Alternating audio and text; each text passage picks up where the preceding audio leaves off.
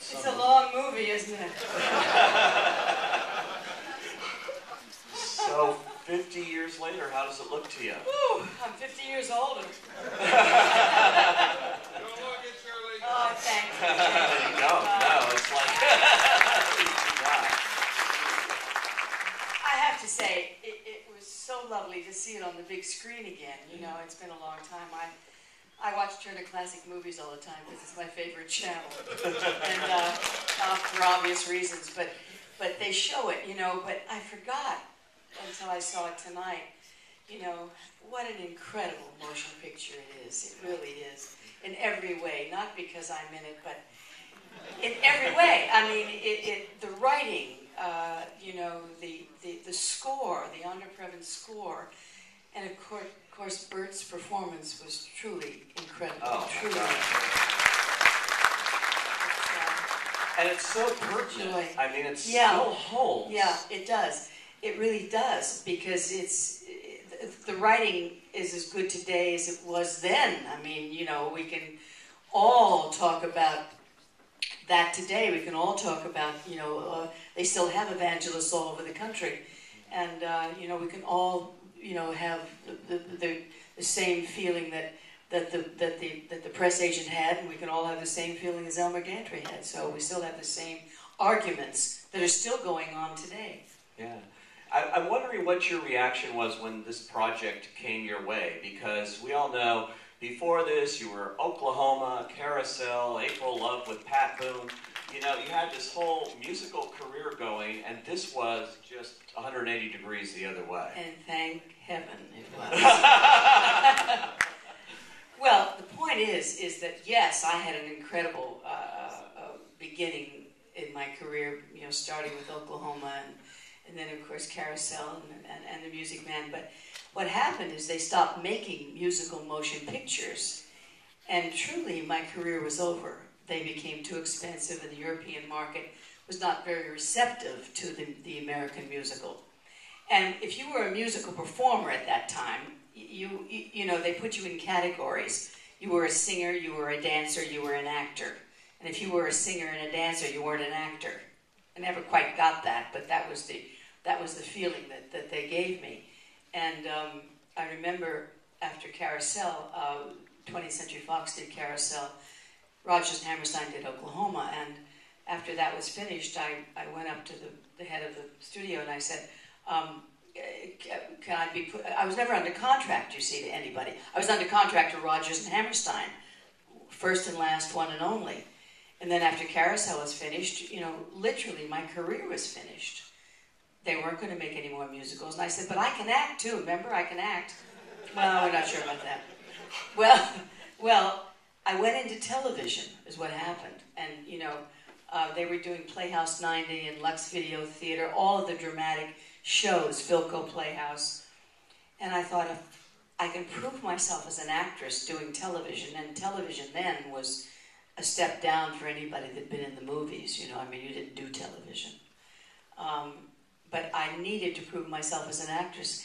And that's how Elmer Gantry came to be, because I did a Playhouse 90 called The Big Slide with Red Skelton. And I played an alcoholic sunshine girl during the 20s, during the Max Sennett era, you know, and that was, you know, remember the live television, it was 90 minutes of live television, it was like being on the stage.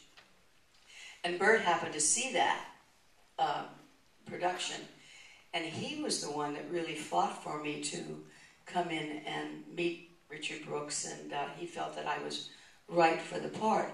But in answer to your question, Elmer Gantry gave me the longevity that I've had in my career, because everybody said, wow, she can do something besides sing, you know, and that's the reason my career has lasted as long as it has. So it's really Burt Lancaster that was responsible for putting you in his film, because Richard Brooks really didn't want you in it. Richard Brooks did not want me in it, no, it was Burt.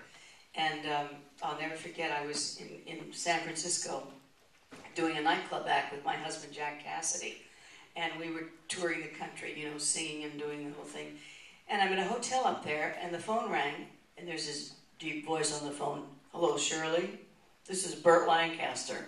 I said, sure it is. No, it is.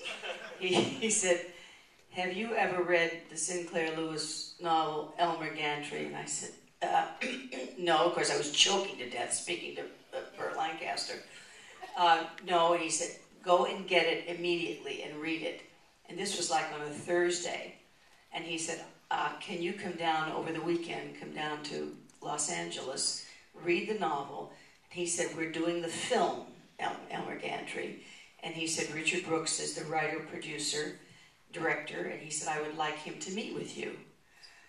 And I said, okay, what's the part? And he said, Lulu Baines.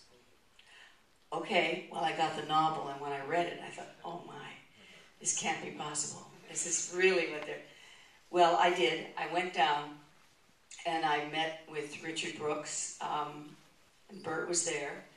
And Richard was not thrilled. I mean, he was very nice, very, amicable, but he said, I have your part. Richard had a very strange feeling about anybody reading any of his scripts. None of the actors were able to read the entire script. You only read your part. He had a terrible feeling about people stealing his writing.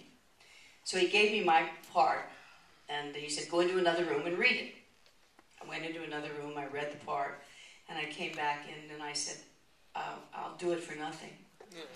I did. I said, Your agent must have loved that. Well, yeah, of course.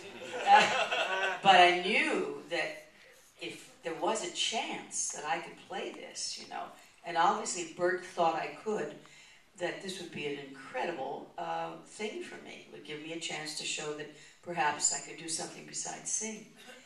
And I said that.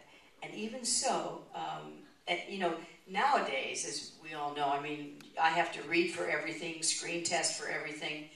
They didn't have me test. He didn't have me read. Nothing. And I went back to San Francisco, and I thought, oh, well, obviously he hates me. He doesn't want me to do it. And Burt called me later, and he said, you got the part. I did, yes. But still, Richard Brooks was not very happy. Richard Brooks wanted Piper Laurie to play the role, if you know the actress Piper Laurie. Wonderful actress. And she was a favorite of his. And he had not really seen me do anything. Burt had, and Burt was co-producing. But Burt fought for me, and I got the part. But the terrible thing about it was, and what Burt did was wonderful too, because as you saw tonight, I don't come into the film until well after the film is, like an hour, more than an hour later. But Burt would have me come to the set every single day and watch the shooting and talk to the other actors and try to sort of integrate myself into what was happening in the script, because, Richard Brooks would not allow me to read the entire script. So this is how Burt sort of got me into it. Finally, it was my first day of shooting, and unfortunately, I had the hardest scene I had to shoot in the film, which was the scene you saw, the very first scene in the House of Prostitution, where I'm telling how I met Elmer Gantry. He rammed the fear of God into me so hard and so fast, I never heard my old man's footsteps. Well, that was my first scene in the film, right? I know. All the churches banned it. But the terrible thing is that was the hardest scene really I had in the film. And Richard Brooks gave me no direction whatsoever. He sat there, he would say, move here, move there, but I'm talking about real direction, the character direction. What's my feeling here? What should I say? I mean, what's my reaction here? He gave me none of that. He just told me where to move. And it was shocking to me. He sat there with his legs crossed, smoking his pipe. And I went home that evening after the day, and I was in tears, and I said to my husband, it's over, he's going to fire me. He hates me, he doesn't want me anyway, and I got no direction. I don't know what I did.